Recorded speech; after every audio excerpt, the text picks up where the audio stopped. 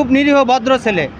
আজকে সবাই দেখেছেন, সারা বাংলার মানুষ দেখেছে তোফাজ্জলকে যেইভাবে নিরীহভাবে মারছে। দেখেন পার ভিতর লাঠি দিয়া দুইজনে পাড়াইয়ে ধরছে, তারপর কিভাবে টর্চার করছে সমস্ত ভিডিওতে আপনারা দেখতে পাচ্ছেন। আর এই ভিডিওতে যাদের ছবি আছে, যারা এর ভিতর অপরাধী, তাদেরকে সম্পূর্ণ শাস্তি, ফাঁসি দিতে হবে।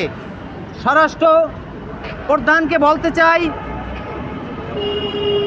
রাষ্ট্রপ্রধানকে যেন সকলের ফাঁসির আওতায় এনে তাদেরকে শাস্তি দেয়, এবং ঢাকা ফজলুল হক যেই হল, এই হলের পাশেই যেন তোফাজ্জল নামে একটা চত্বর করা হয়, তোফাজ্জল চত্বর। ঠিক আছে, এইটাই আমাদের দাবি বরিশালবাসীর পক্ষ থেকে, দেশবাসীর পক্ষ থেকে প্রধান উপদেষ্টার কাছে এইটাই আমাদের চাওয়া পাওয়া। ঠিক আছে। তোফাজ্জল নিরীহ মানুষ ছিল। আমি এমনি ব্যবসা করি এই ঢাকাতে।